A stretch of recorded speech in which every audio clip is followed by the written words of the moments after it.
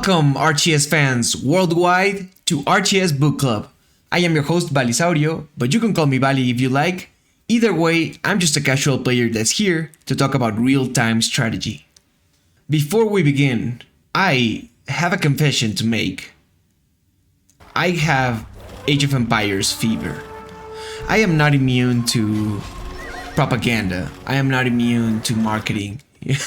My cravings, I gotta admit, my cravings do... I get influenced by it. What do I mean by this? Well, recently, the Age of Empires series, the games in the Age of Empires series, have received a lot of news, depending on which game, the severity or the energy, positive or negative, of the news, depending of the perspective, of course. What I'm trying to say is, there's a lot of things coming for some Age of Empires games, and others are being dropped. So first let's talk about Age of Empires 3. Age of Empires 3 was supposedly, a year ago, announced that they were gonna make a new DLC for it. And like 3 weeks ago, I don't know when this is gonna be published, honestly. They went the complete hard other side, like, whoops, no, we're dropping the DLC, we're sorry, and well, bye. This is what you get. There's modding community, props to them, and everyone's like, yeah, props to them. Are you what's gonna happen? Like, bye. And I think, like Starcraft 2, Age of Empires 3 is going on maintenance status only, right? The definitive edition. No longer will more DLC come or whatever. I don't even know if events will come. I don't think so, but I may be wrong. And right, like a week or so after that, came the new wave of news. There's a new DLC coming for Age of Mythology. They announced a DLC for Age of Empires 2 Definitive Edition. Oh, Age of Mythology Retold, of course. And Age of Empires 4 is getting also 2 DLCs, I believe, in this year. I may be wrong. Don't believe me. So what does this even mean? Well, I play very, very occasionally Age of Empires 3. I play a lot of Age of Empires 2, and I just got for the holiday season in the winter sale Age of Empires 4. So this meant I just wanted to play them all. More so Age of Empires 3 and 4. There's a lot of things I like about them. They do very interestingly. They do very interesting in the RTS game space. So to get into that, let's book club.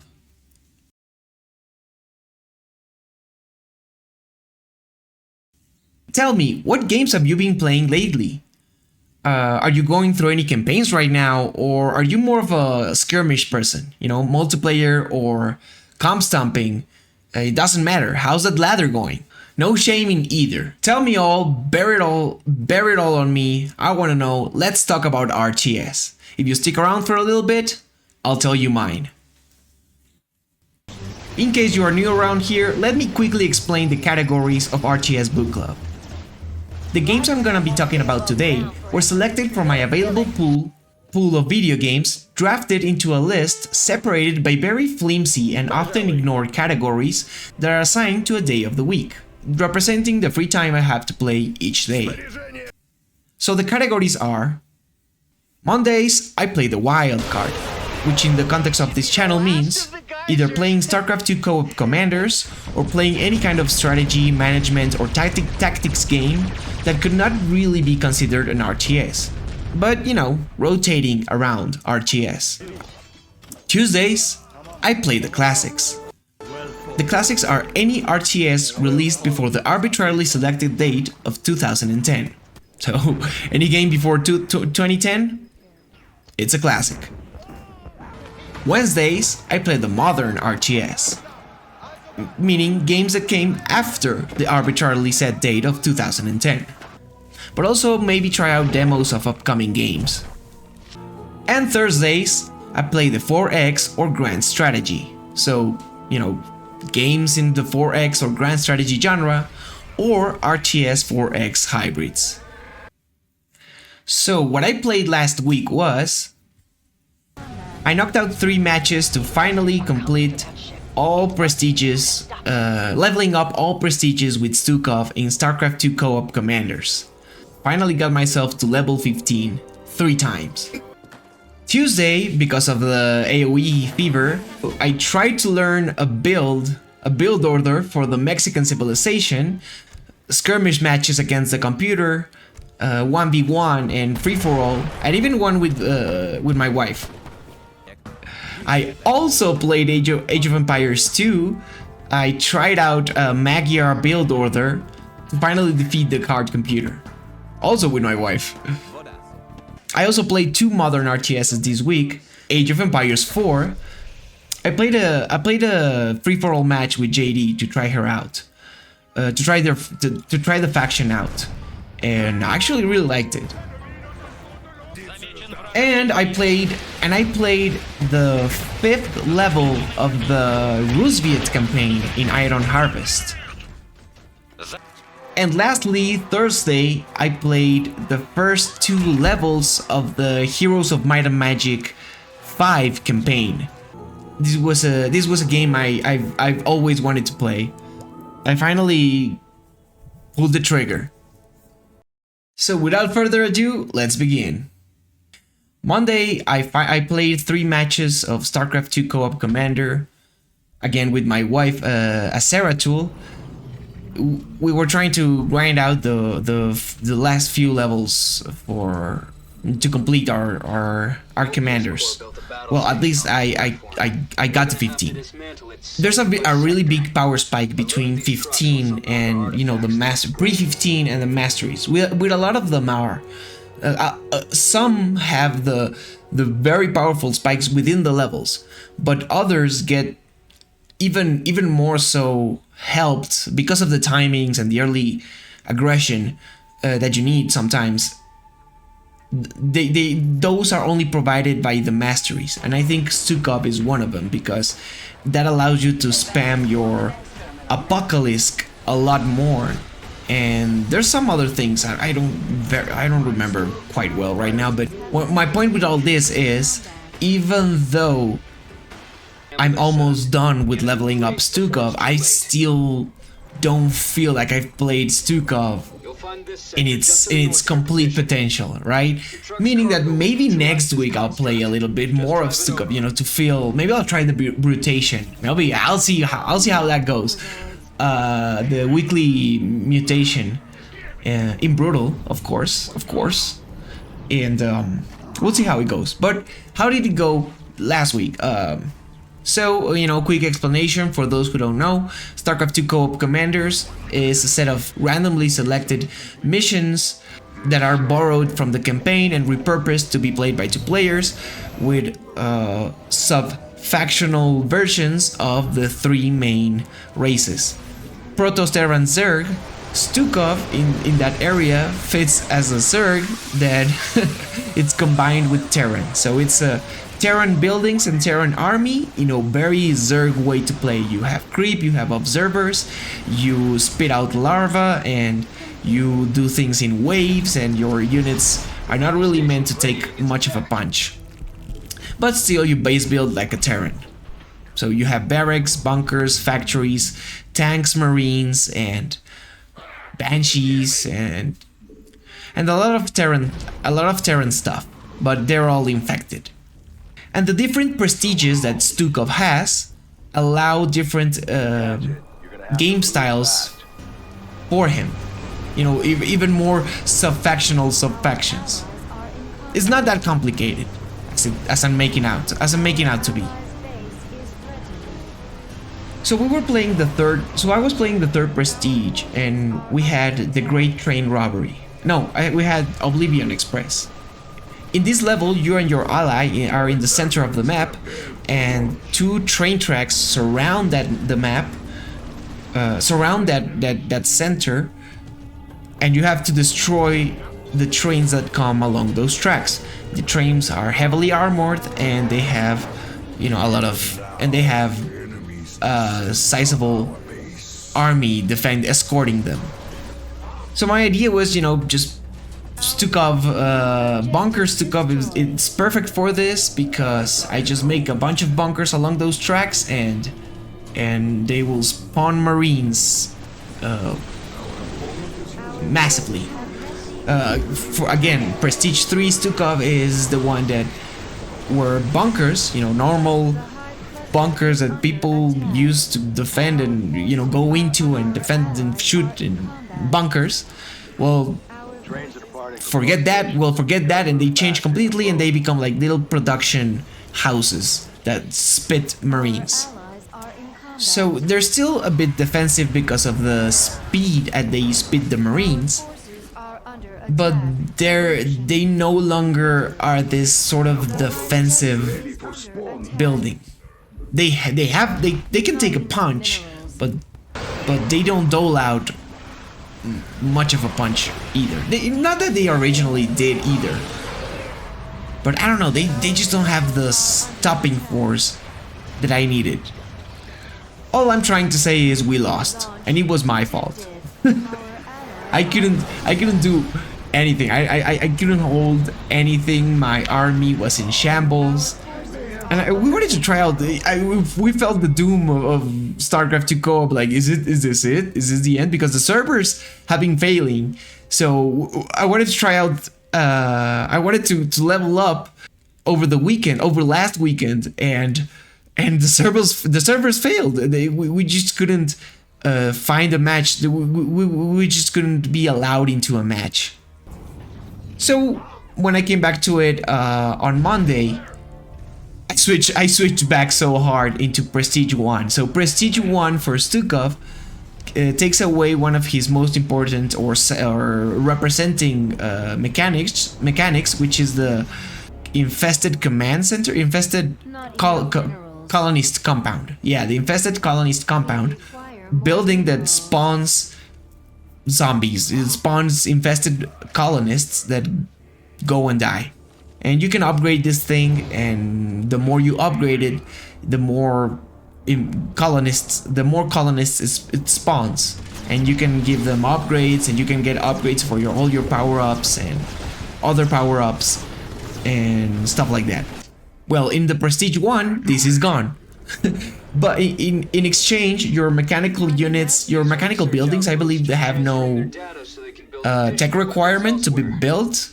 And your mechanical units, you know, both land and air vehicles are cheaper.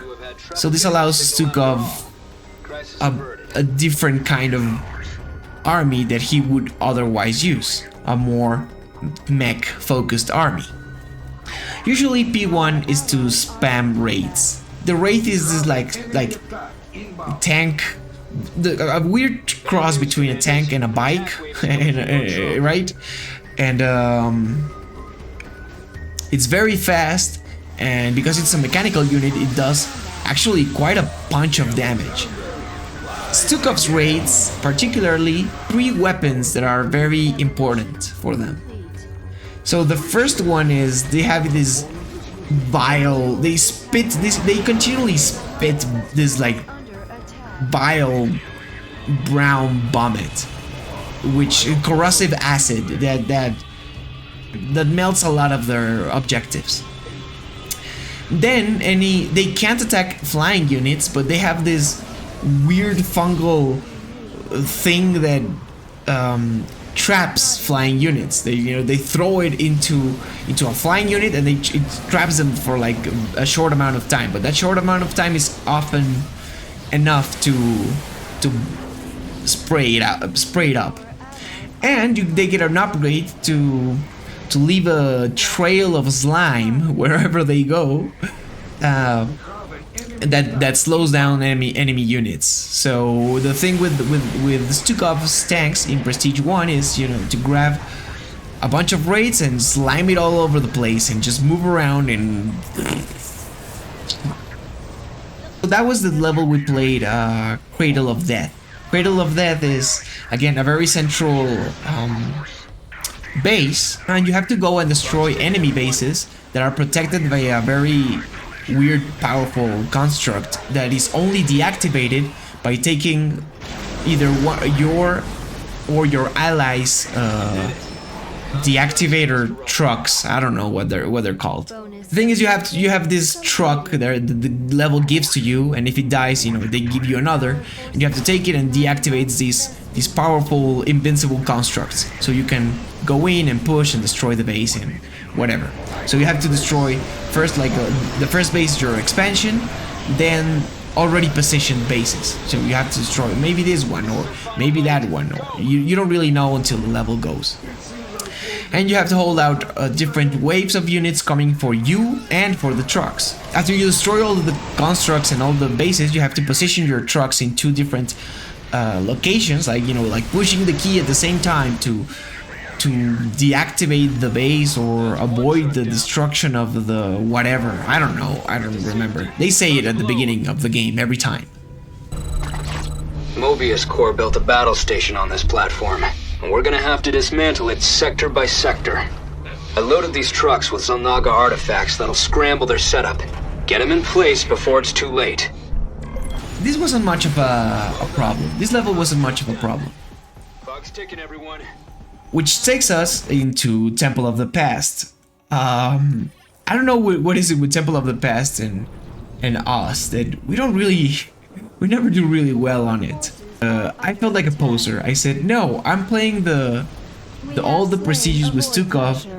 I'm going to try the third prestige. I'm going to try beating a brutal level, which I've already had, but I'm gonna confidently play another style of Stukov outside of the mech one. So I went back into the Prestige 3, and we got launched right into Temple of the Past. I said to myself, okay, I'm gonna try to build not just the bunkers and that's it. I'm gonna try out to get more mech involved, more so because this is a defensive level.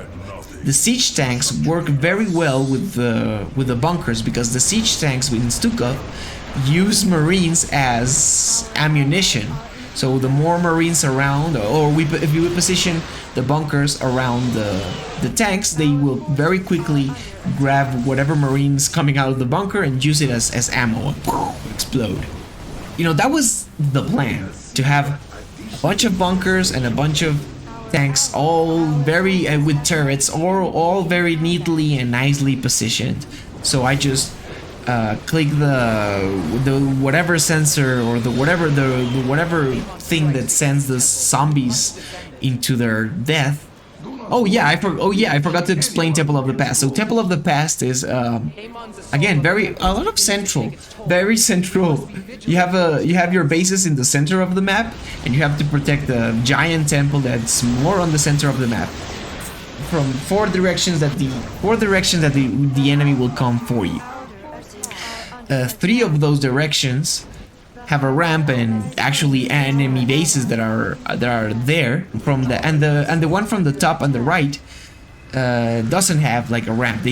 Flyers come from that direction, but they still drop units.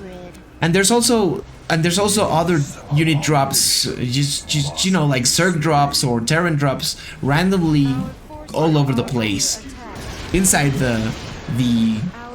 your base area, the defensive zone of the temple, let's say. So, and additionally, from like big waves that are coming for you, Void Thrashers spawn from the lanes that actually have bases, and you have to go out into the lane or the road and defeat the Void Thrasher, because this massive monster is gonna blast the temple until you die. Until the temple's HP is gone. So all of the waves and everything are coming straight for the temple. If you are in their way, they're gonna get distracted with you. But if they don't see you, they're just gonna go straight for the temple, and you gotta The point of the whole game, the point of the whole level is to defend the temple. You win if you can hold out for like 25 minutes, I think, 26 minutes, 25. In this level, the enemy composition wasn't that bad. I think they got themselves in their way, but still, it was a Protoss with a lot of Reavers, I think they're called. I don't know. The spider things that are like stalkers, but not really stalkers. The idea was to make bunkers all over the place, tanks positioned all over the again all over the map, and just hold out and push. You know, a combination between me not being that great at base building sometimes, forgetting what I have to do, when I have to do it, before I have to, you know, trying to solve the problem while it's happening instead of preparing for it. So I kind of had to deal with the waves while they were right on my face, and could never really get that very, in my mind, strong defensive position. I did build like 5 tanks, and the lane that was defended by those 5 tanks was one of the one that held out the most. The enemy composition was Protoss, and they could take a punch from my Marines, and my Marines would very quickly die. But they were so much that, again, you could create a bit of a stalemate of death, which was what the tanks were breaking. But when the flyers came in, you know, that's when. But not so good to quickly push, because by the time the Void Thrasher comes out, you have to push. You have to push and destroy the thing. You have to abandon whatever is going on and destroy that thing, because the temple is not gonna hold a lot of it, a lot of that damage. And the plan was good. The execution was poorly made. Thankfully, Zero Tool has a lot of defensive tools as well, like the monolith that stuns enemy units, and that worked a lot in our favor. We made it barely. Every time we play Temple of the Past, it's like right on the verge of death. We have nothing. All our defenses have been broken. The Zerg are on top of us. There's like 2 Void Thrashers out and about, blasting, but we've managed to hold so well enough the rest of the game that by the end we could just tank it and let time be be saved by the bell. You know, we get punched like in the face, like we won. And the last mission we played was Minor Evacuation. I don't remember a lot of how consequential. It wasn't really that much consequential. I tried to do in all of these, I kind of tried to do the side mission, the side objective to get more extra points, but I couldn't manage any of them. I destroyed the robots. I don't remember the names, but I destroyed the robots that the miners built, and but I couldn't destroy the Blightbringer. I forgot about it. I was more interested in what was going on with the actual mission. In Minor Evacuation is you have to hold out. Again, it's very defensive. You have to go into different like transport ships across the over the map and defend them whilst they evacuate and leave, because some zombies, my cousins, Stukov's cousins are trying to kill them, trying to infest them and kill them. Sometimes hard if you don't have a good footing. Minor Evacuation gets pretty hard, but if you do, then you don't, so you're fine. And I remember that was how it was, which is I just built bunkers all over the place, and because I had the tanks, you know, the usefulness of the tanks more fresh to mind, I didn't hesitate to build some of them, and that was it. You don't have to defend a lot of multiple objectives or multiple points like in Temple of the Past. Well, you do, but it's different. But anyway, Easy peasy, easy game, GG. Finally got Stuck Up 215. I can move on to Stetman. Well, not yet. I want to try out the... maybe like a final run, you know, Stuck Up all 15 prestiges. All 15 prestiges. All 4 versions of Stuck Up and you know, say goodbye to him for a while. Till while I level up to a Stetman.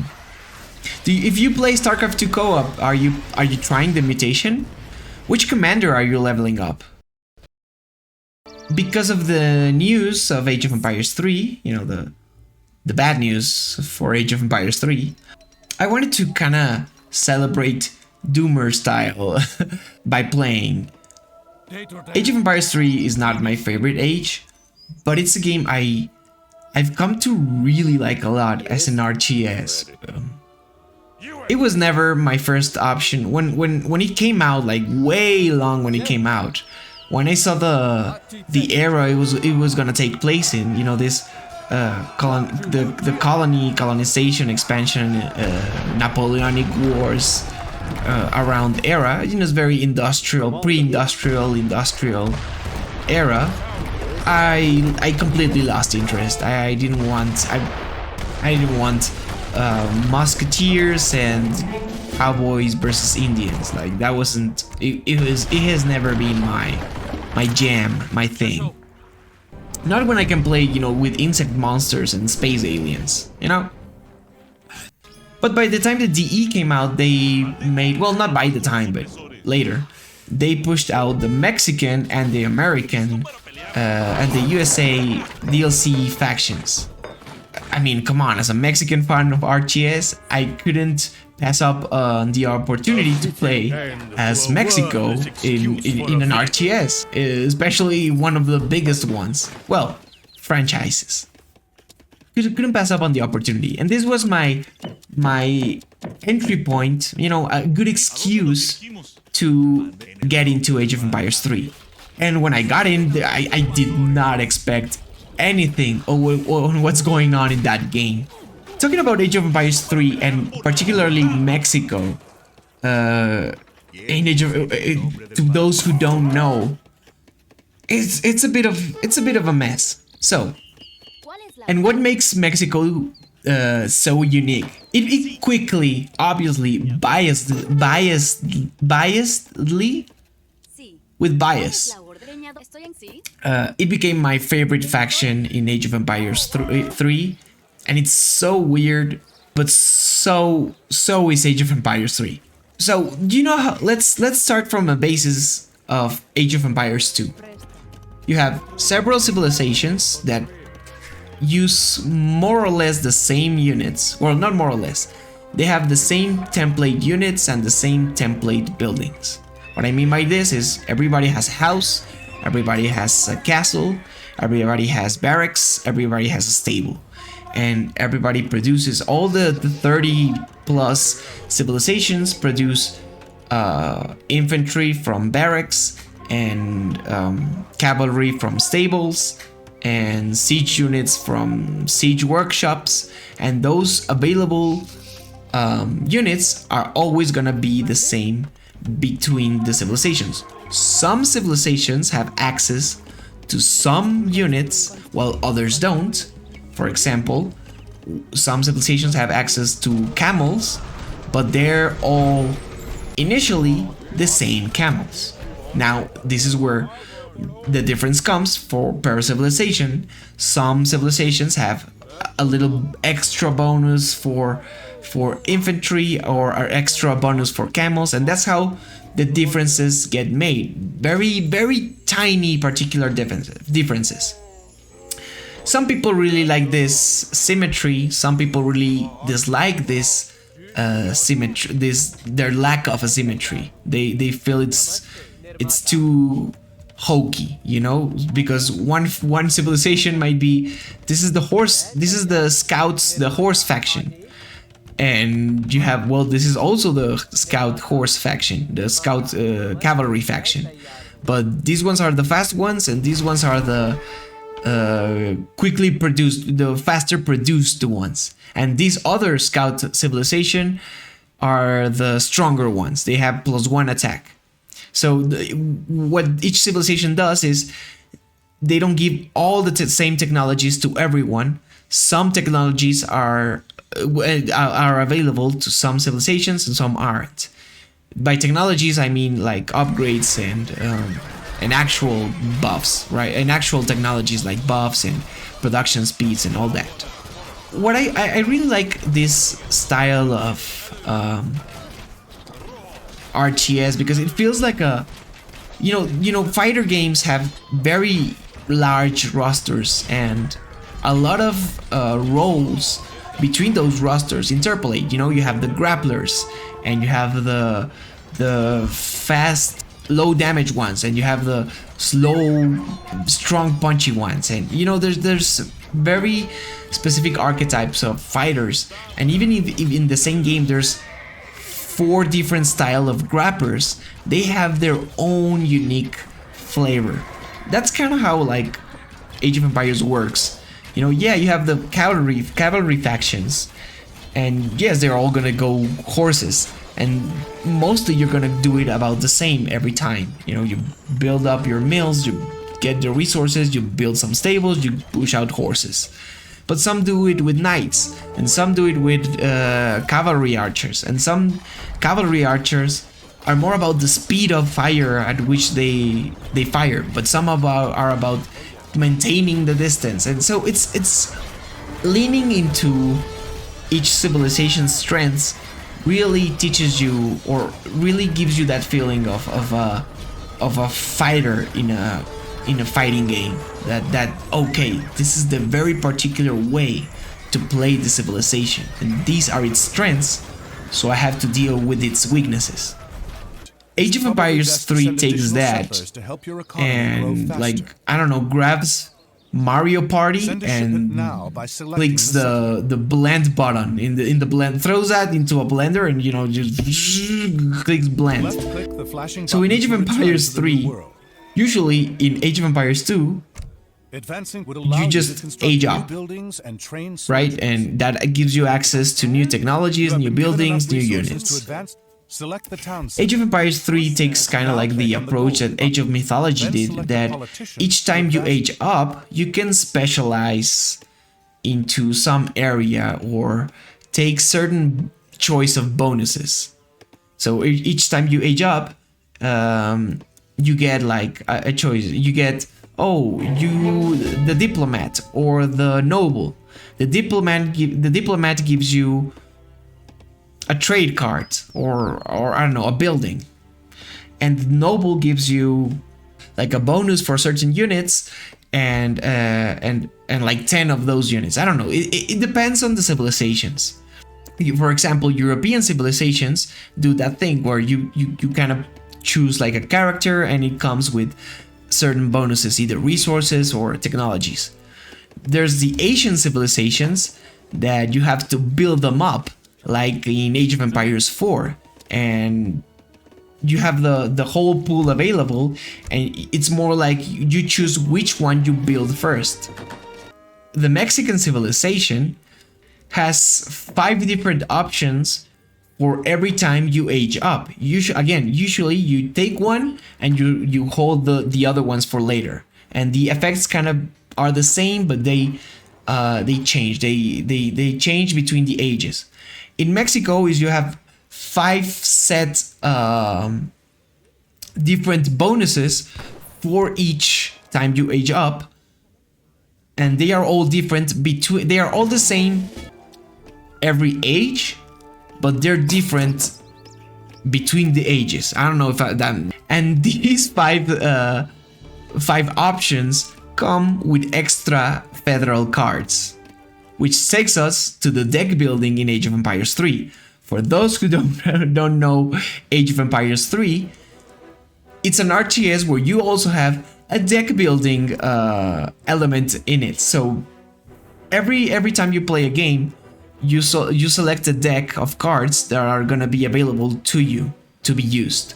Every action you perform, every unit you kill, every building you build, and I think resources you gather, the stuff you do gives you experience. And when you feel an experience an experience bar enough, you get access to a home city shipment, which is these cards. You select every time before you begin when you begin the match, you select a deck, and this deck gives you access to these shipments. Shipments are like cooldowns or power-ups or even sometimes technologies, research that are given to you by the game for experience, and you have a huge selection of cards for you in the deck building process. Sometimes it's 5 settlers or a cannon or a thing that completely changes how you play the game, like units you build change to a different kind of unit or get an additional level of rank, or just like straight up broken bonuses. For example, Mexico has a card that spawns 2 settlers for each hacienda that Mexico has built. So, if you build 6 haciendas, you get 12 settlers out of nowhere. And stuff like that. And you have a huge selection that you draft. You have like 20-ish slots per deck. And it's very fun. It's very funny how this engages within the Age of Empires 3, within the RTS game space. It's like it rewards you for doing actions with the stuff that you already are pursuing in an RTS. For example, it kind of takes the Age of Empires 2 formula. Say let's say, oh, you need, for a steady production of food, you need about 20 farms.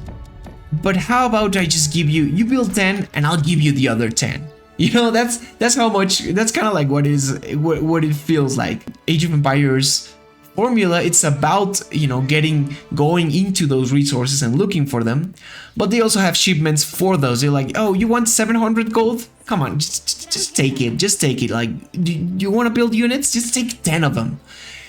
You'll build them later. And it's kind of like that. It's kind of like a lot of how Age of Empires 3 works. It's like slingshotting you or comboing yourself off into a very powerful position.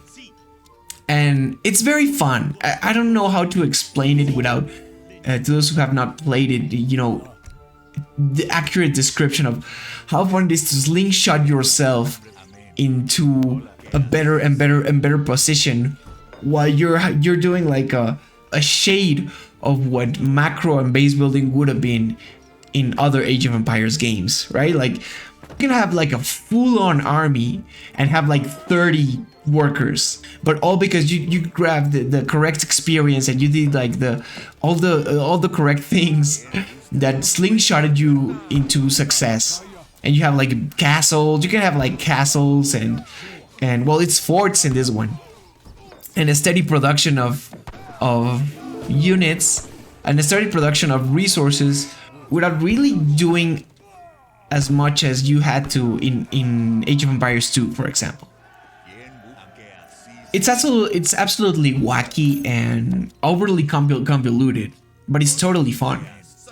But wait, there's more, because Mexico takes it even further and kicks it up a notch by having the revolution system mechanic. In Age of Empires 3, instead of aging up as you would, from feudal age to, well, that's not feudal age, but whatever, from feudal age to commerce age to industrial age, there's the revolution, which is like a cheaper version of aging up. Instead of aging up, you can revolt to another nation. Depending on which civilization you are, is the available extra nations you have. For example, I think the Portuguese can revolt into Brazil, and I think also the Spanish can revolt into Mexico. Revolting gives you a complete new deck of cards, and sometimes even changes your units, like actually changes your workers. You can no longer produce worker units, or you can no longer produce a certain type of unit, and you get revolutionaries, which turn like your let's say 80 or 100 or so workers into a kind of a decent militia unit. It's usually revolutions are punchy all in, but sometimes they're not. Sometimes they're just to use really weird broken cards to push yourself forward or something like that, like Mexico, which you have like a revolution available almost on every age possible, and you can even revolt back to Mexico. So you have like the different card systems, the different state systems, and you also have the revolution systems, all smushed together in one tiny civilization. And that's Mexico. It's the bloated civilization in the bloated RTS, and I love it because of how flexible it is. In the end, you always kind of do the same Mexican units. Well, if you keep the Mexico line, if you go into other countries, if you revolt into other countries, you can revolt into Central America or even Texas, and you get a lot of cannons and forts, and I think you can even go into, was it Argentina? Which I don't know what the flavor in that is, but okay. So a lot of how the base civilization plays changes, but not really. the deal with Mexico is to push out a lot of units, and not the best units, but just, you know, a bunch of them. I wanted to learn a build order. I wanted to know how to more accurately exploit Mexico as a civilization. You know, to know what to do. Learning a build order, it's even as a casual player is fun because it teaches you what you're doing, right? In Age, for example, in Age 2, I would have usually just, you know, click every technology and every upgrade and just call it a day. But by learning a build order, you learn how to traverse the ebbs and flows that the game allows, how powerful a civilization the game allows to be, or you know, those very interesting nooks and crannies, like, oh, okay, I get it. I get why this is how it is. And that's very enlightening to do with build orders. Mostly I looked at Ouija and Lionheart, and I kind of came out with one of my own. It's not like I'm very creative and unique that I can make my own build orders, more so what I can retain in my head and you know, I forget the build order and improvise style. And I wanted to defeat the hard. My goal was to try out a build order to defeat the hard computer in 1v1, and it took a while. The base of the build order was called the Hacienda Boom with Mexico. The idea in it is to build a lot of haciendas and play that card that I mentioned before. Right as you age up into the second age, you take all of your settlers and send them to wood, so they can build a bunch of haciendas in a row. Like, you don't build anything, maybe houses. Spam one settler, an insurgente or two if you can. But the main focus is to keep the hacienda production going. So you take cards that reduce the hacienda cost, and you take hacienda wagons, and you get as many haciendas as possible. What are haciendas? Well, if in Age of Empires 2 you got the mill, which is like, well, the main food and economic resources, building to manage food. Age of Empires 3 takes the mill and the farms and makes them one building. This is mostly available for most civilizations.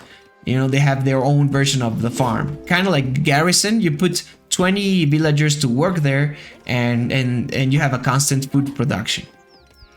It's not like you can get things done with one mill or one farm, but that's a good starting point. The haciendas is the Mexican version of the mill, but they can also produce coin and other resources. I don't know. I think they can even spawn villagers, but I don't know what other. I can't remember right now what other resources they make. The secret with them is they I think they automatically produce the resource without even having villagers on them. So in the Hacienda Rush, if you just, you can leave 2 guys hunting and send everything else to wood to build these haciendas, and that gives you like just enough food for the needs you have, which is, to continuously spawn settlers from your town center and to continuously build like an insurgente or 2, which are like your basic spearman unit, just Mexican.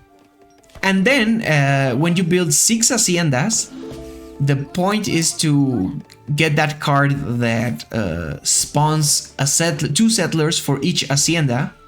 And then, from that boom, you can pretty much go and do anything. You have a lot of settlers, you have 12 new settlers to send into food. And because you have 6 haciendas, you can make like a lot of them to automatically produce coin.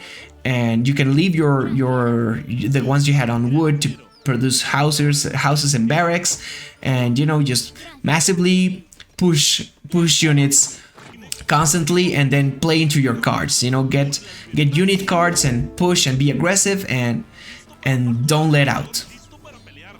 Well, I couldn't. well, at least the 1v1 version of the Hacienda Boom, I could never do it. I practiced it a lot. I played like 4 hours of it, and by taking the Tlaxcala card, which was the settler one, I could never do. I just lost. The enemy pushed into me with better units and lost. I'm missing like a bit of a step there. I'm like a step behind. Researching, I found out there was another way.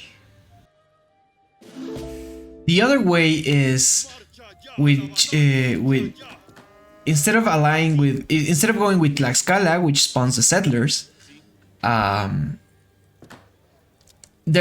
saw a video that had a Chiapas rush, which is the same idea, but instead of going with Tlaxcala, which spawns the settlers, you go with Chiapas that has Mayan Javelineers. So it gives you 3 Mayan warriors per hacienda you have built. You sacrifice the boom, but you get more aggression. When I went with the Chiapas one, I easily beat the computer, the hard computer, fast. Which surprised me how much the hard computer attacked me with all the other times. I was like, oh man, I'm really trying with this hacienda boom. And I just can't match it. But with the Mayan warriors, it was like, so you have like 18 Mayan warriors plus like 10 or so insurgentes, and that's like a sizable army of 30 guys coming into you out of nowhere. And then from there, just keep pushing. Like I had the Navajo riflemen, and then like 3 Chinacos, which are the cavalry unit. I kind of did. I achieved the build order. Maybe one day I'll play against a person, but I did play some free for all. I tried the settler boom, the hacienda boom in free for all. I wanted to try out the more of Mexico, like the revolutions and all that, but I just stuck to Mexico. I guess I just wanted to play with the different main units they have, the insurgentes, the salteadores, and the chinacos. It's a cute civilization to look. It has a lot of the Mexican signifiers, iconography. And I actually convinced my wife to play Age of Empires 3. She doesn't really like 3 a lot. She's more of a Age of Empires 2 person. But I don't know, I convinced her to play a free-for-all with me, and she went India, and India is also pretty fun. They have this. I played India in the Asian campaigns, in the Asian dynasties campaign, I think, and they have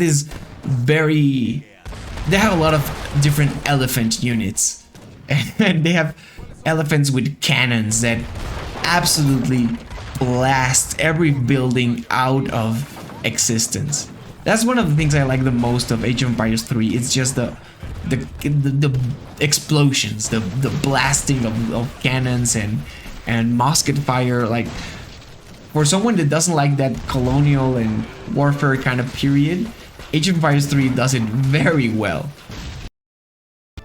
Now, also for the classics, I played Age of Empires 2. Again, with my wife, I played a skirmish against the hard computer. We've been trying to beat the hard computer for a while now.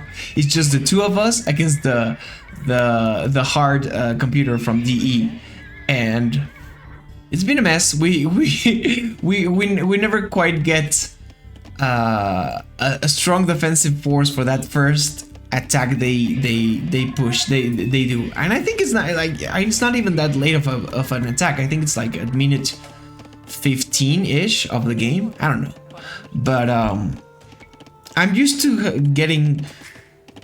building like a fast castle and then pushing out. That's why I don't play Stronghold a lot. I make Stronghold out of every RTS I play. You know, like first I get my economy and shit going, and every interaction with the enemy I do is like wave defense mode, and then when I get my shit together, I push out into the map, which is the wrong way to play RTS. You should be out into the map from the very beginning and disrupting your opponent and getting always a leg up instead of trying to play defense all the time. But anyway, that's fast castle. It's fun. It's a fun way to streamline that defensive process. But that doesn't really work with the hard computer, because they make a bunch of cheap units very early on. Well, not very early on, but early on enough. So I thought it was about time that even 2v1 we just couldn't make it. Like, if the computer attacks me early on, I'm dead. I can't do anything. That's it. We just can't deal with the bigger technology and better technology, because they just do. So I went to build. I wanted to learn some kind of, not rush. Well, the build order is called a rush, but I just wanted a more aggressive on build order. Rushes don't always mean like the rush is gonna be like everything you do and an all in and you're done.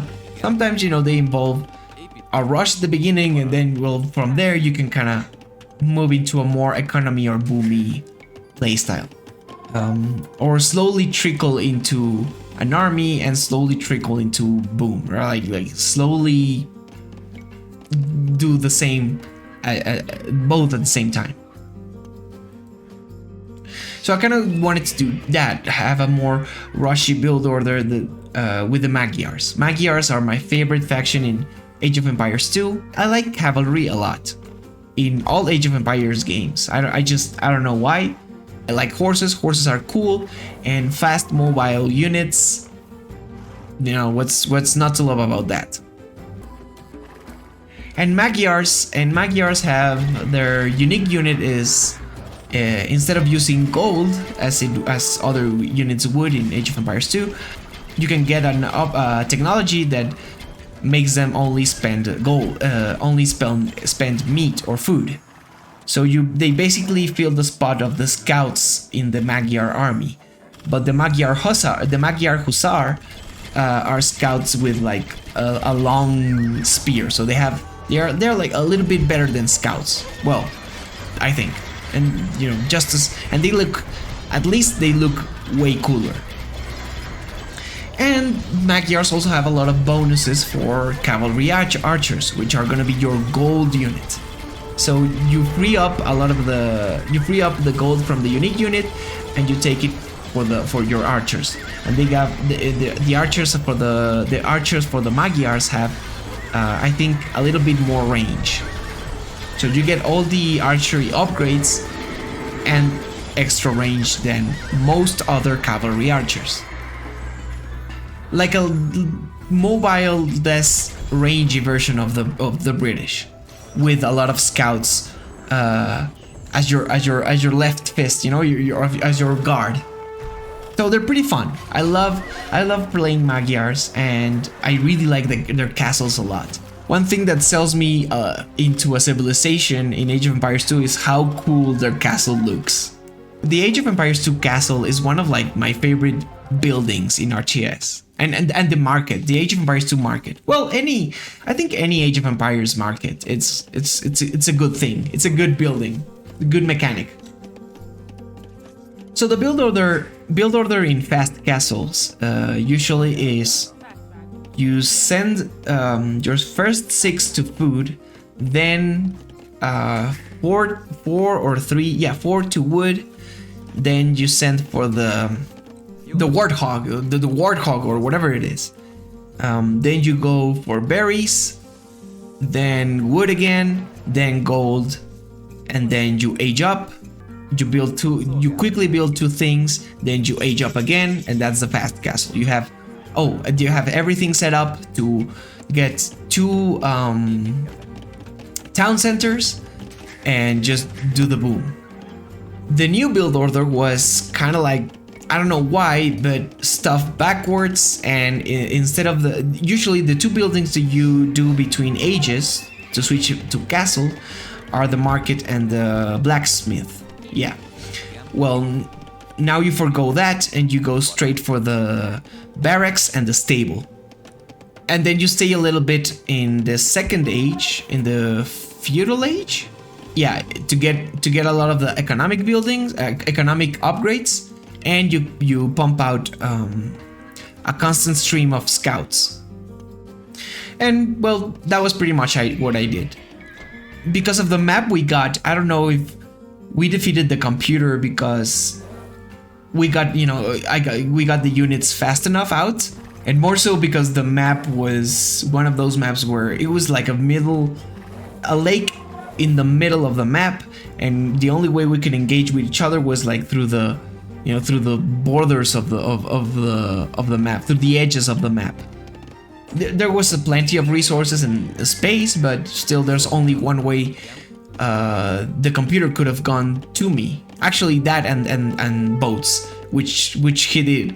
But it was a more defensible position because I could just put a castle in the middle of where he was coming from, and I had enough scouts. I want to believe that I attacked him with like 10 scouts or 8 scouts at the beginning into his wood line, and I want to believe that made enough of a dent for us to actually get into those comfortable positions we want. And then he was surrounded, and we just played stronghold, right? By the time we grew up, we aged up, we held off the defenses enough, and then just pushed and attacked. Now for Wednesday, I wanted to advance through a campaign. I was tired of skirmishing. I wanted to move through in a campaign.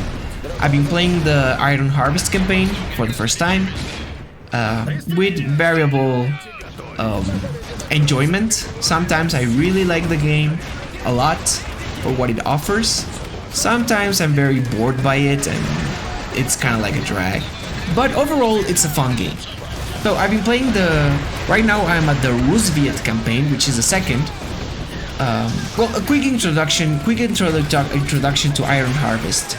If you don't know what Iron Harvest is, it's an RTS that it's very similar to the Company of Heroes line of RTSs.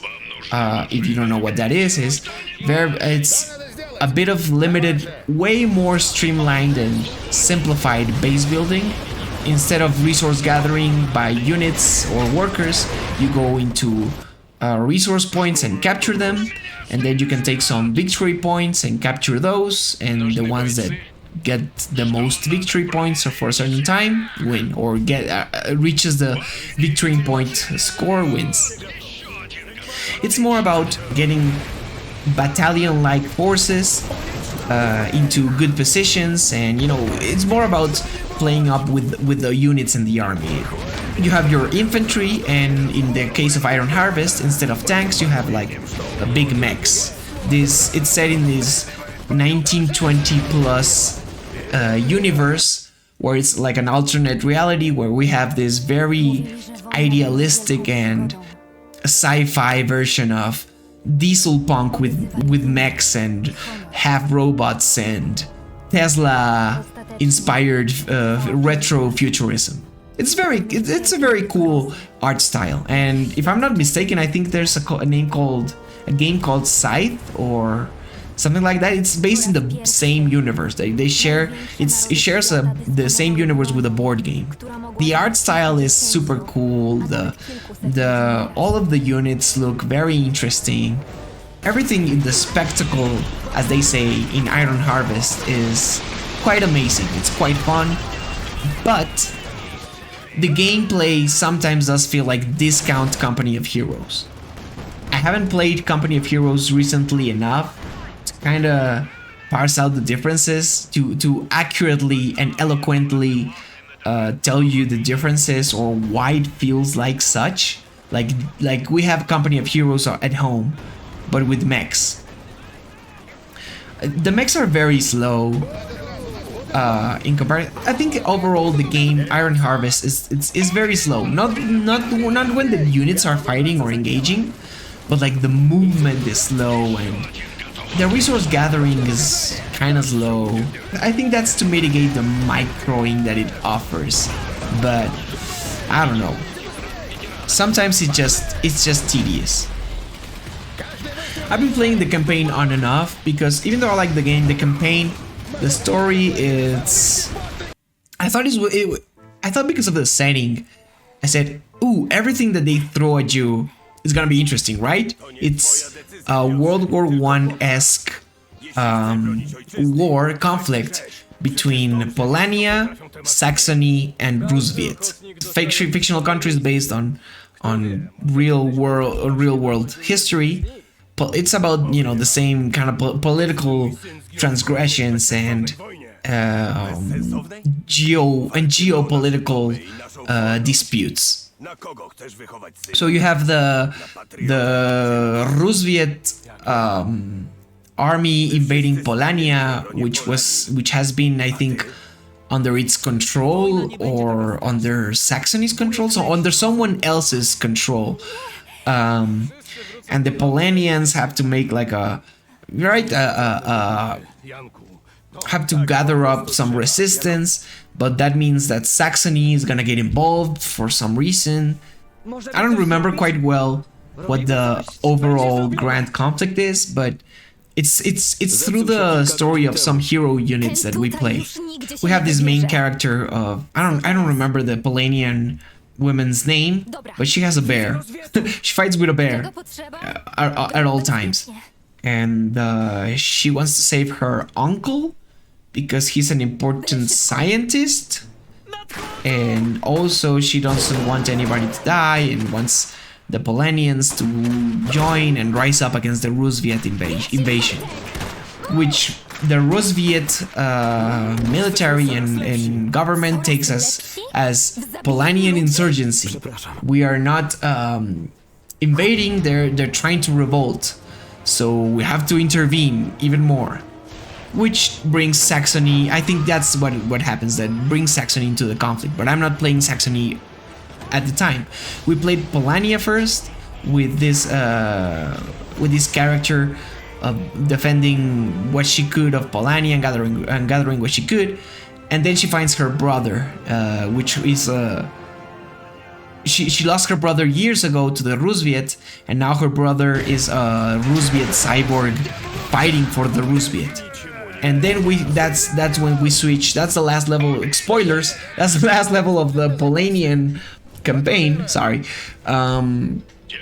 Which takes us to the Rusviet campaign, which is like in a flashback mode of this Polanian brother working covert with the Rusviet, within the Rusviet, to find out who is manipulating the Rusviet army and high command into making these transgressive actions. And he works with like one of the Rusviet pre-KGB, it was like secret police-ish kind of. It's another woman that has an animal as a weapon. This one, the Rusviet woman, has like a tiger. So you find out along the Rusviet campaign, you find out that the main general of one of the main generals of the Rusviet country or empire or whatever is working with a secret organization like the Illuminati called Fenris, and they are actually doing these new technological advancements for new weirder weapons, and claiming they're using it on themselves, on the Rusviet, in an excuse for the Rusviet to go out and get involved in, as the United States would say, get involved in foreign diplomatic operations. And then you actually go like to Polanian borders and you kill the ones, I don't know what the level was, but you go into Polanian borders and you kill Polanian resistance, and then you kill Polanian civilians, and that's, you know, that's the level.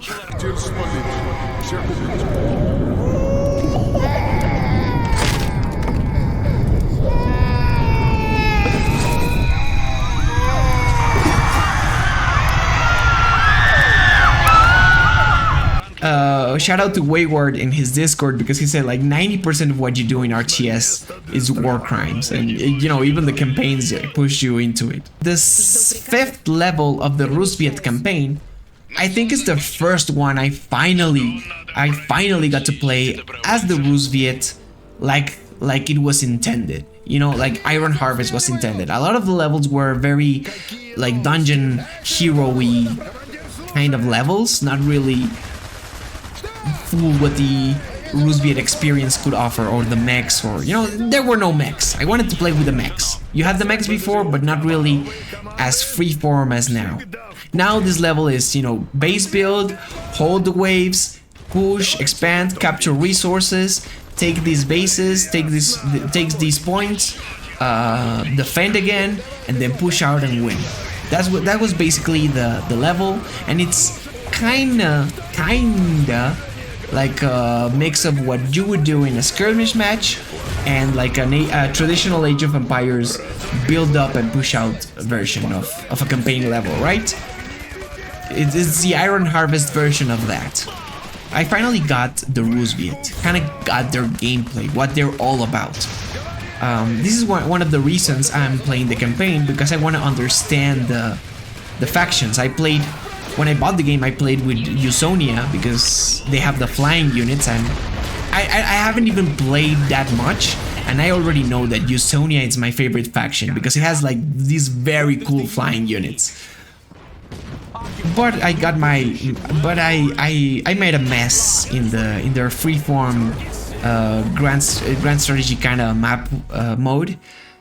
So I wanted to play the campaigns too. Okay, I want to understand the game more on its terms. Let's try it out. And I actually liked a lot the Polanian faction a lot. I like their mechs. They're very mobile and not really strong, but fast. You know, a skirmishy kind of faction. You're not supposed to pick out a front and establish a line and boom, let's go, defensive, one-on-one, you know, I punch you, you punch me kind of way. They're like running around and always trying to get you from your backside. Oh, because mechs have weak armor on the backside. So you have strong full frontal armor, but weaker on the sides, and weaker steel on the backside. So a lot of Ardent Harvest is about engaging units in their worst possible way, and in ways that cover bonuses are not granted to them. And Polania does a lot of that. Now the way Rusviet plays, it's a very slower and stronger push. Rusviet units are, I think, slower to produce and slower to move even. So you have to have a lot of well, in Company of since Company of Heroes in general, you have like 2-3 tanks and like 2 or 3 infantry squads around those tanks, and that's like a front battalion. You know, one of the fronts is covered by that, and then you got another front. So it's like 2 or 3 squads of small battalions, and Iron Harvest kind of keeps that style of play. You know, it's not massive armies full of robots all over the place. It's like 2 or 3 mechs or 2 or 3 squads pushing. It's very, in general, it's very skirmishy, but it gets big. So with the Rusviets, you kind of make like your own. It's like moving castles. You take your very long and strong artillery, like mechs, and you slowly take ground. Your mechs are not that really versatile. For example, one is strictly against infantry, one is strictly against mechanized mechanic units, one is strictly, you know, one is very slow and does one thing very good. That's kind of the Rusviet thing. It's about power and defense. And we went against Saxony, which I think it's more of the middle ground version of both Rusviet and Polania. They are a bit more mobile than the Rusviet, but they are also stronger than Polania. So the level was fun enough. Again, I tell you, it was like this very good combination of build up and push and the skirmish system, because there was a moment that actually caught me off guard, where after you push out a certain point, the enemy sends two forces into your base, and if your armies don't defend don't defeat those forces, you don't have the resources or the time enough to build up a second army and beat them. So by the time you push to a certain point on the scenario, you gotta be ready to defend and pack a punch. Very much so like a skirmish play. Like if you're going to push, you gotta be ready. You gotta be ready to defend as well. So the level as a level was surprisingly a lot of fun. For the campaign of Iron Harvest. Again, the skirmish and the more freeform style of game, it's a lot more entertaining than what the campaign sometimes offers. And because even the story, I'm at the point of the story where maybe it's beginning to become a little bit more interesting, or it's trying to say more with what is working, right? We're at the point where the evil general that's being that we're working covert with, or against, but not really. We're committing war crimes with and for him. It's explaining like I'd rather explain, about this arms race, this literal arms race that they're living in their time, and explaining things that will come to happen in the real world, like the atomic bomb, as things he's afraid of and things he's working to undermine. The whole level was about destroying this facility that Saxony is building, weapons, like these giant rockets to make weapons of. But who knows, maybe it's the same organization, maybe it is the Saxonian group, but all in all, it's talking about the creation of weapons and the kind of people, or at least through this general, they're showing us the kind of people that go into war first because of this mentality of it's rather us or them. Which what kind of violence would this breed? But of course, being an RTS, we're much very much in the same boat. Shucks, weapons of mass destruction bad. Anyway, check out this very cool fire flame speeding mech. So it's trying to say something about the monstrous advance of technology, but it's hard to listen when burning civilians is so fun. But yeah, at least it is engaging with that topic. We'll see. Either way, I want to try out the cool different factions and the cool different mechs. I still don't have the full Rusviet tech tree unlocked, so at least that's something to look forward to. Okay, because I gotta say this, at least the mech interactions, they are fun. The things they are doing and you're clicking them to do, they are totally badass. So if you haven't played Iron Harvest, it's a fun game. It has its nicks, it has its stuff, but it's fun. Now, Age of Empires Fever continued through Wednesday night because I also played Age of Empires 4. Again, I wanted to try out a skirmish battle with JD, Joan of Arc, which is a variant of the French civilization. Okay, so how Age of Empires 4 works is this is something, I'm paraphrasing something a guy from Wayward Strategy Discord said. Shout out to Cocho. These words he said, paraphrasing, convinced me to actually get Age of Empires 4, and the more I play Age of Empires 4, the more I believe these words, in my soul. So Age of Empires 4 is like, the factions in Age of Empires 4 is like playing a different kind of RTS within the Age of Empires system. Each faction plays, even though they play up with around the same units and around with the same buildings, they actually, you kind of want to do, or the play styles are very different. What do I mean by this? For example, you have the French. The French are a cavalry. The French have always been the Knights faction in Age of Empires series.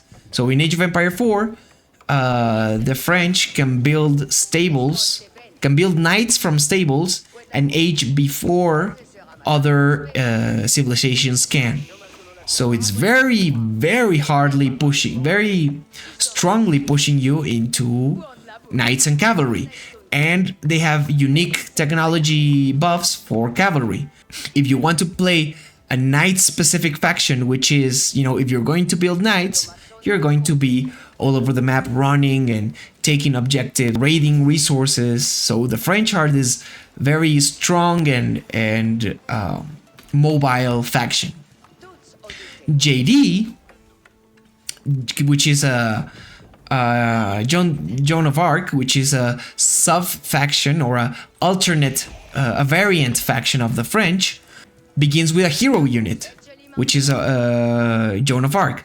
And she first is a villager, she gathers enough resources, she levels up, and she can choose what to level up. Level up as a fighter or as a shooter. She gets into a horse, and now she's a knight, and she has different abilities. Like she can heal, she can do area of damage, she can summon units. So it's like it's a very powerful hero unit in a game where it's not usually common, where there's no hero units. She's not that broken. Well, I don't know, but she doesn't feel that much broken. She's worth, like, let's say 4 knights and 2 monks, whatever that means.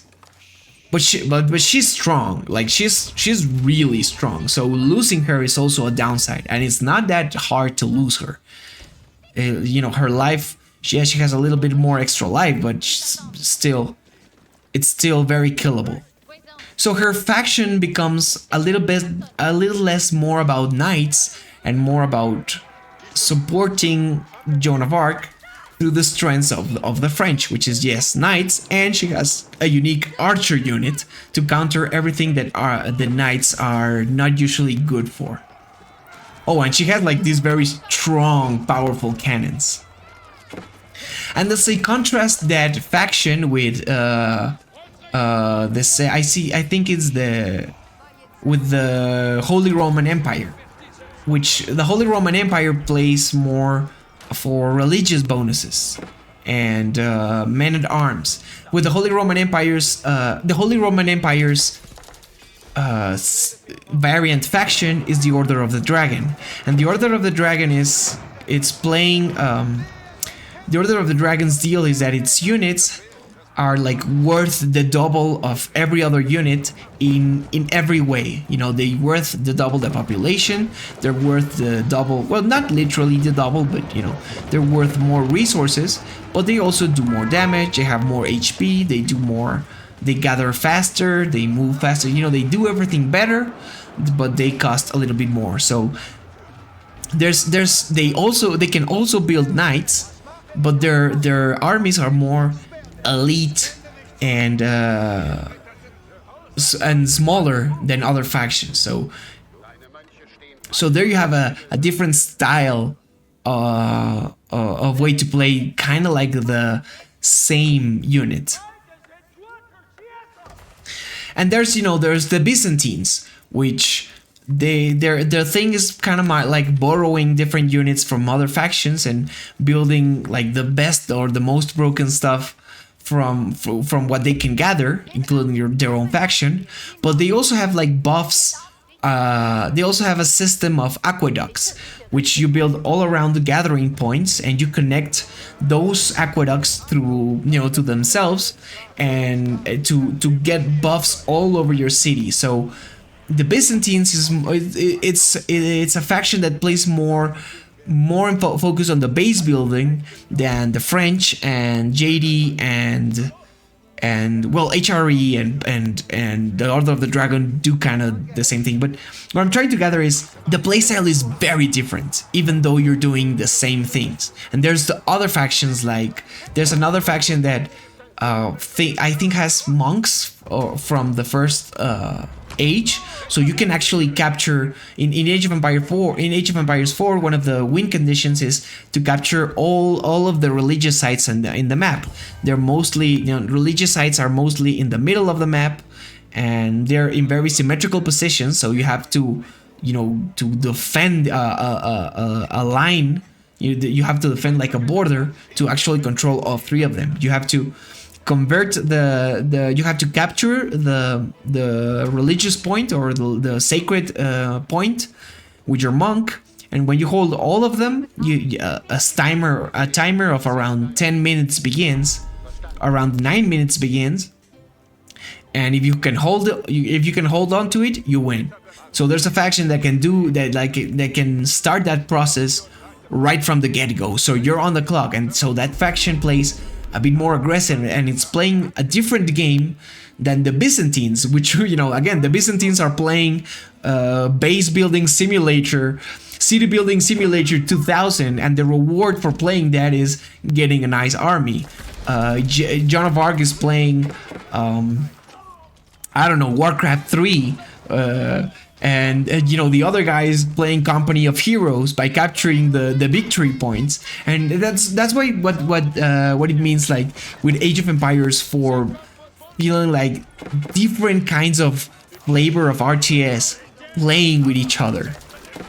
There's always something weird about a faction in Age of Empires 4, which is absolutely fascinating.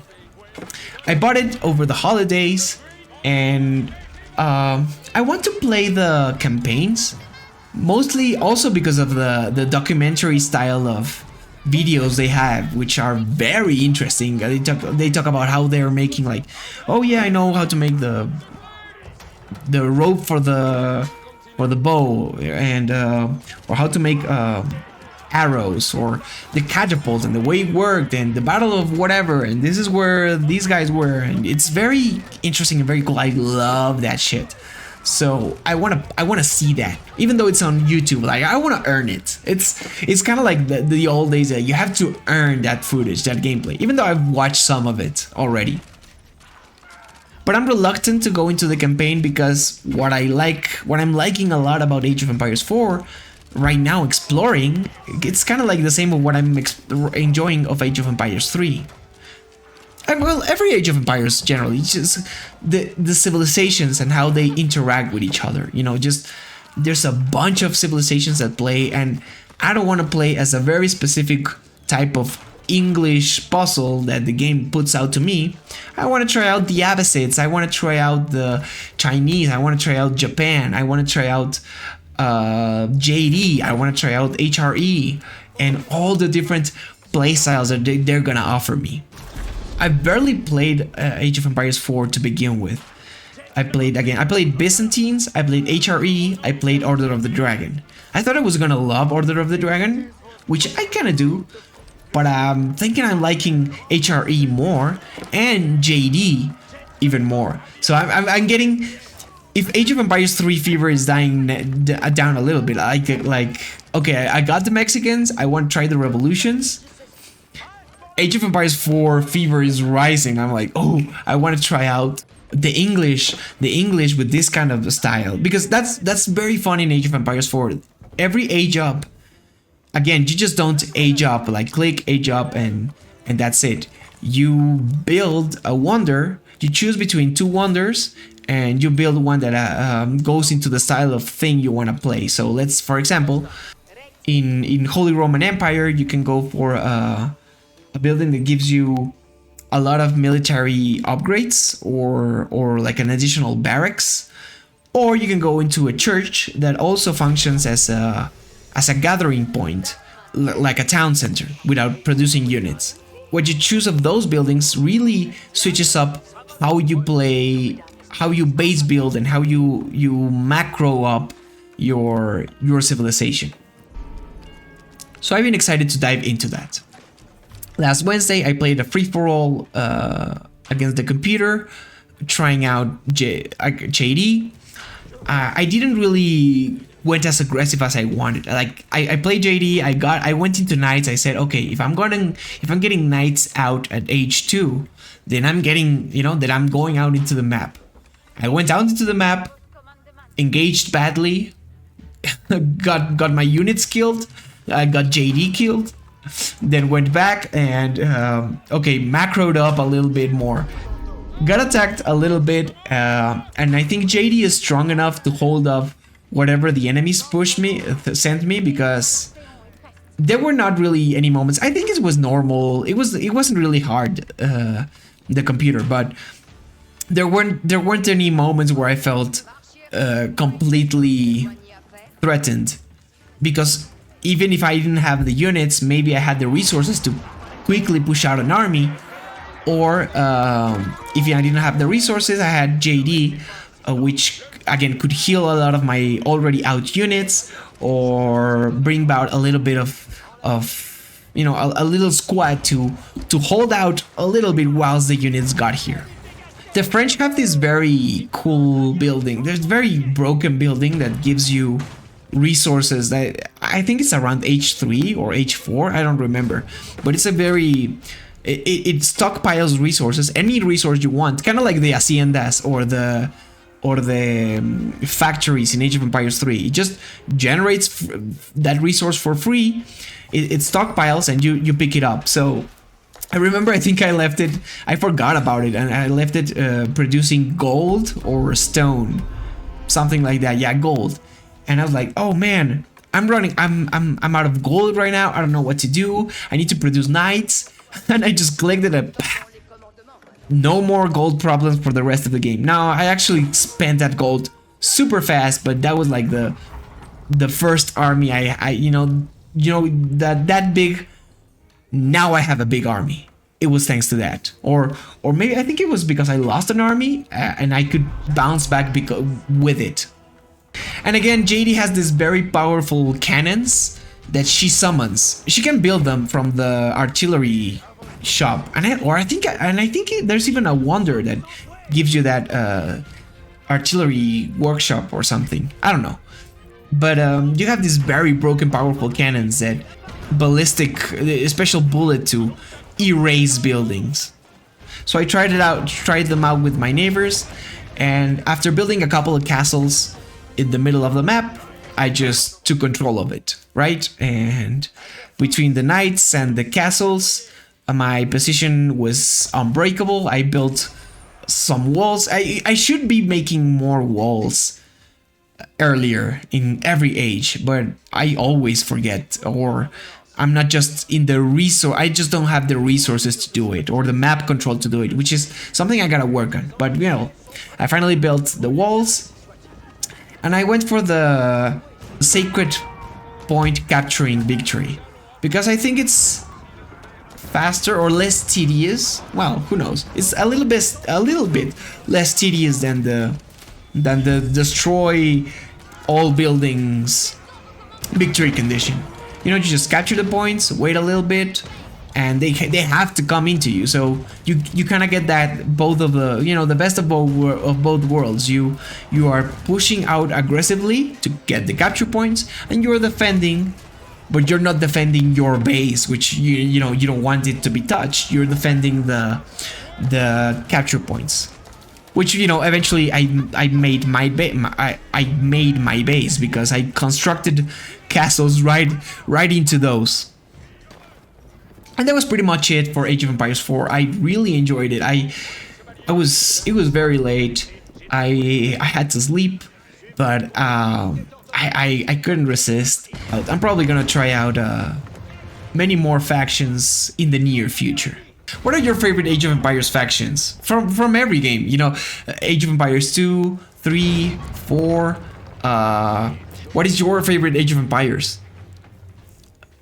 I think mine at the moment is 2, but gosh, 4 is quickly rising up the ranks.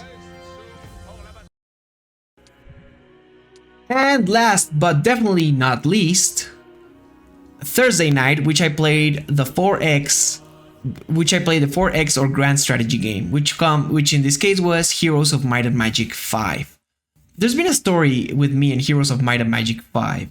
In the before time, in the long ago, when CDs were a thing, where you actually went out to a store and bought yourself the game in a disc that you put into your computer, it was around 2008. It had to be 2008.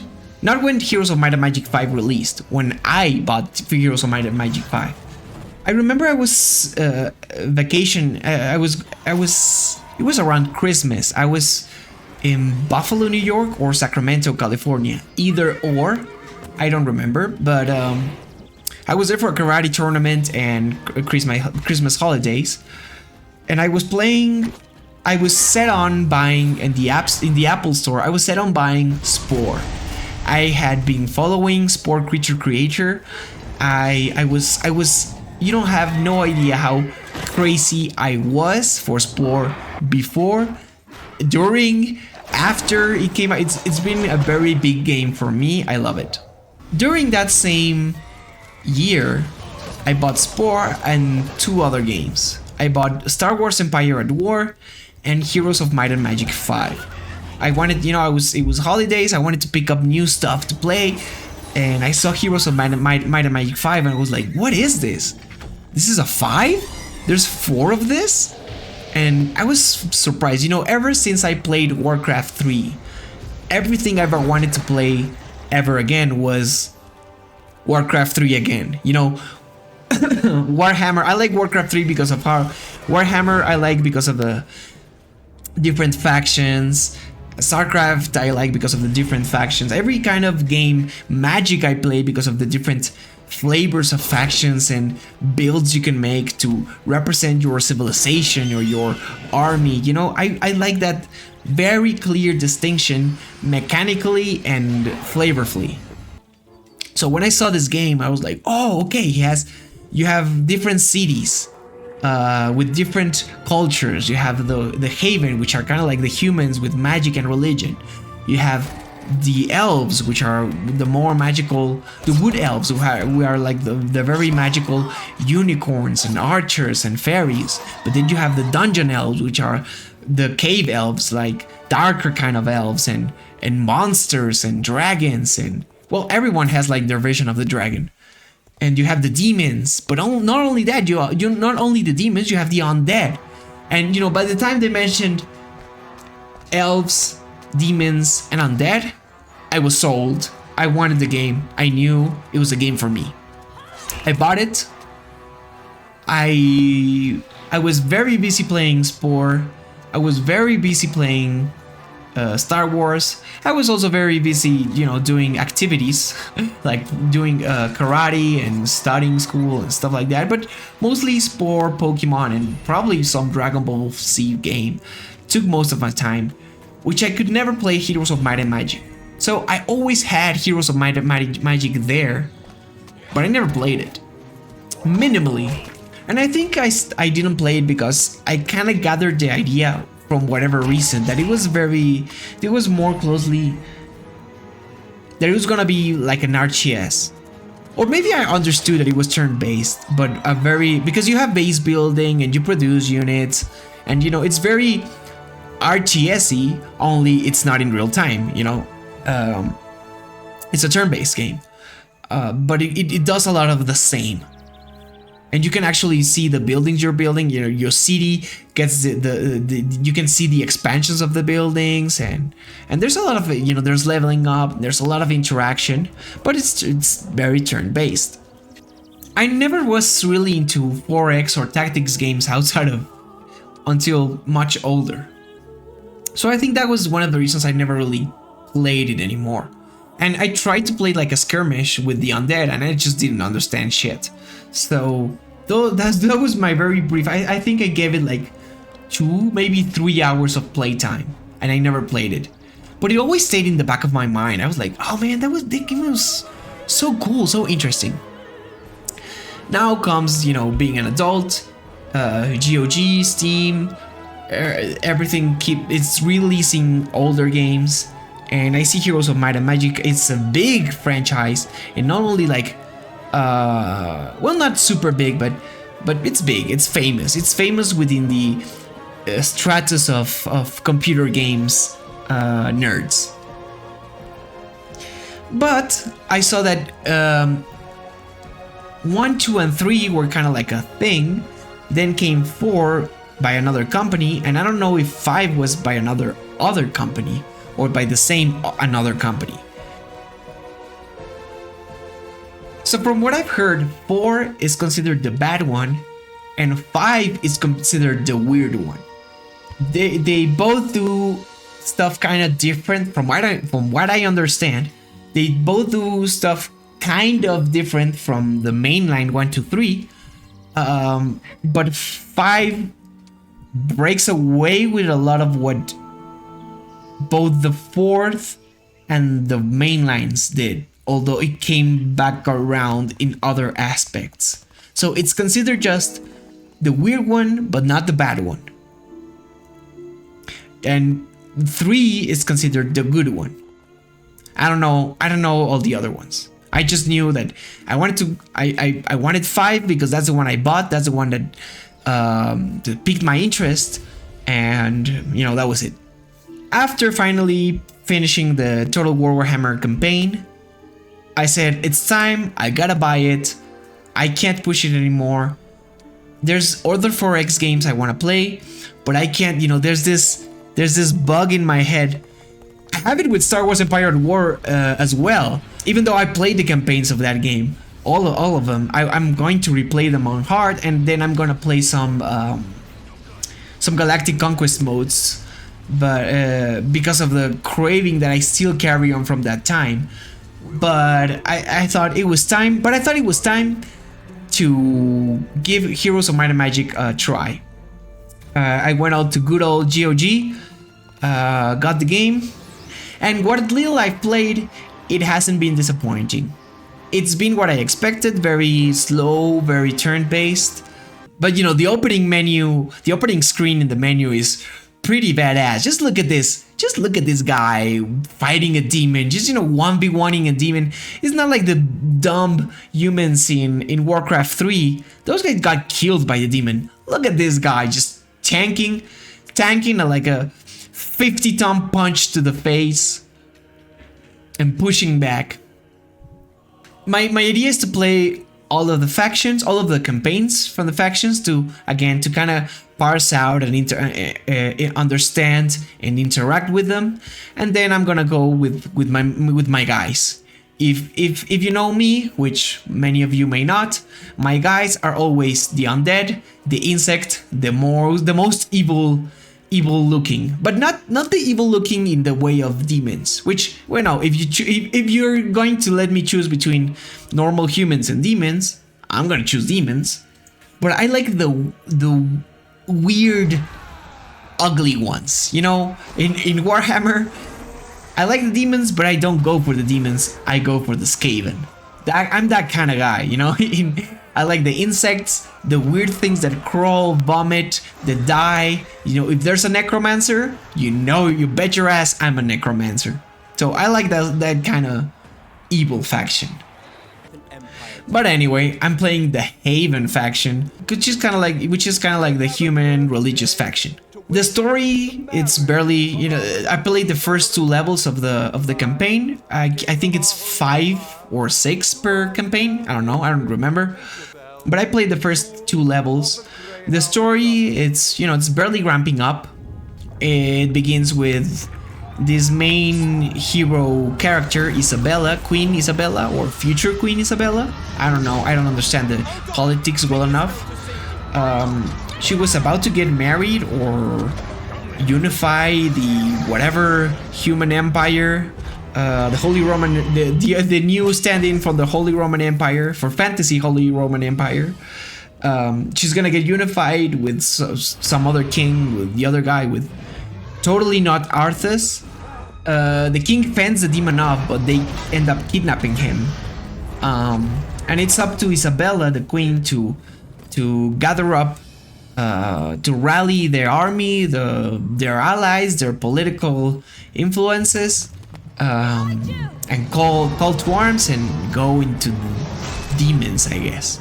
So what this means for the campaign levels is just very basic tutorial section. You know, not a lot of action happening, and even in the story, it's still ramping up into what's going to happen.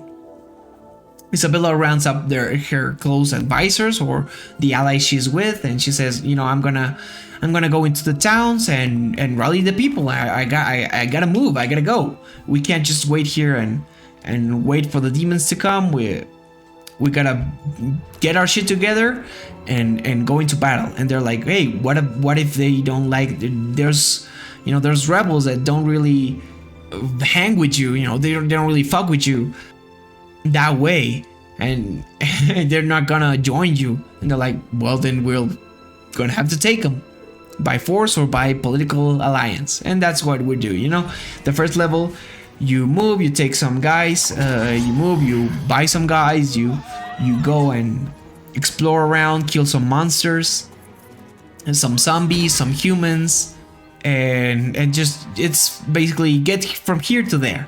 You practice a lot of the basic mechanics and the turn-based systems. Units move per turn, and they each have, like, depending on their initiative or their speed, they each act before one another. And you have a hero unit that can cast spells and gets leveled up and has a lot of powerful buffs for your units. So the way I think units, from what I gathered, the way units work is you get one kind of unit, and that unit gets stacked with each unit you build for that unit. Meaning, I make some peasants. I get 20 peasants. If I get 20 peasants more, my 20 peasants become 40 peasants, and that's the peasant unit. The peasant unit at the moment of the battle, it's all 40 peasants into one. I can move it around, and it does damage proportionally to the amount of peasants that it holds, and it takes damage proportionally to the amount of peasants that it has. For example, you know, it receives a damage of 50, and each peasant takes 10 damage. Well, there goes 5 peasants. Now I have 45 peasants. That kind of way. But I think you can break them up into squads as much as you want, or maybe not as much as you want. I haven't gotten to that point yet, but I know you can get different stacks. I just don't know if you have to fill the stack first, or you can stack them up as you like. You know, 5 here, 5 there, 10 here. Now the second level was way more engaging and fun, because it gives you limitants and stuff to do. So you have to capture some town before a week passes. The way it works is you have a limited amount of movement you can traverse through the map per day, and you had 7 days to reach the the town that the game wants you to take over. But there, there's different challenges. The game doesn't tell you where the town is, or maybe it did. I just didn't pay attention. Fought different, creeps or monsters or guys that were around from different factions. Like it wasn't just peasants now. I fought some zombies. I fought some gremlins or weird stuff. I fought some elves, and I got myself lost, and then I lost. And actually lost the level because a week passed and I didn't capture the point. Then I got into the game again. Then I restarted the level, and I found this very interesting. I didn't know that each encounter is different. For example, I had a battle with a zombie, and it wasn't, or skeleton warriors, I don't remember. And by the time I came back, it was one of my first battles in the second level. And the second time I restarted, the battle was different. Instead of one unit with a lot of stacks, it was 2 units with half the stacks that the other unit had. At least from what I gathered is there's a random seed for each encounter. I don't know if it gets... I don't know when it gets seeded, but at least there's variety in the missions, or at least there's some replay factor for each time you restart the campaign or you restart the level. It's the same type of enemies, and maybe it's the same strength, I don't know, but at least it's arranged differently. And most of it was very chill, slow, very turn-based.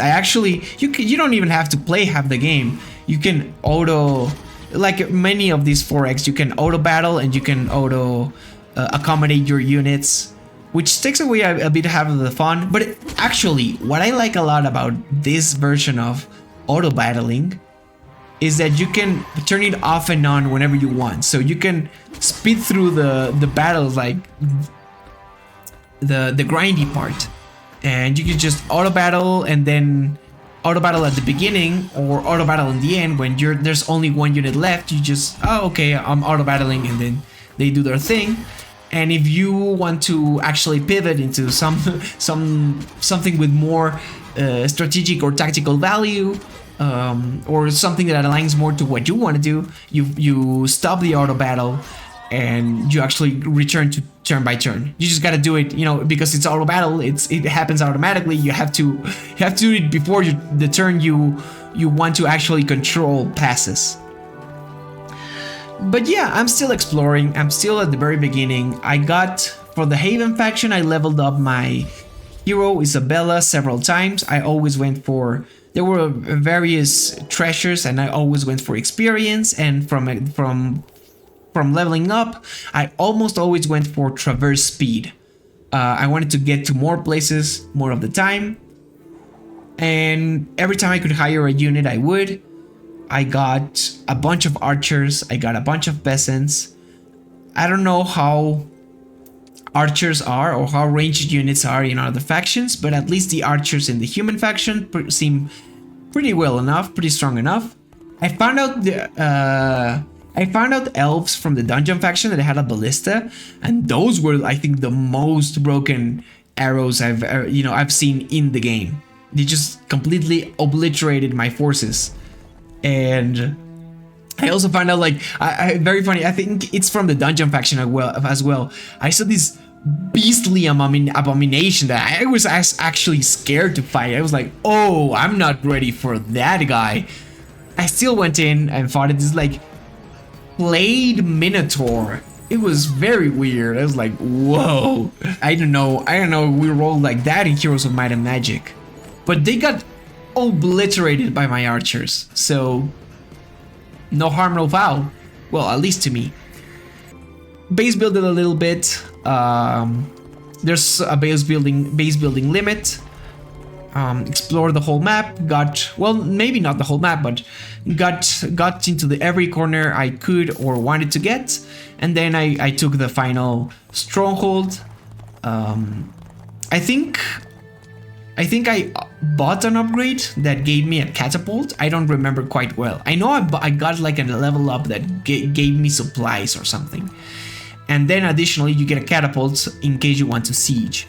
And the way the catapults, it's very interesting. I don't know if you can ever control the catapult. So it's, again, it's turn by turn, but every turn, when you're in a siege, there's like walls, like actual walls, like in every other strategy game that has siege and walls. Like you can't just jump over. Oh, I got griffins. Yeah, I got flying units. So the flying units could jump over and attack the archers and the peasants that were behind the walls. But you had to actually break into the wall. So thankfully I had a catapult or a trebuchet. I don't know where I got it from. I don't remember. But it just launches an attack, I think, at random, at a location at random, but it's always on the wall. So you slowly but surely open up your entryways into the castle. But anyway, it wasn't particularly hard or anything. It was just setting up where we're gonna be interacting through the whole game. For a vertical slice, these two levels I feel were a vertical slice of what I can get to achieve as we go on. There's probably a lot of strategies, and I've seen, you know, a lot of videos of Heroes of Might and Magic 5. I don't quite fully understand it or know what's going on, but I know things that happen. Also, one of the excuses to play Heroes of Might and Magic 5 was I want to play Songs of Conquest.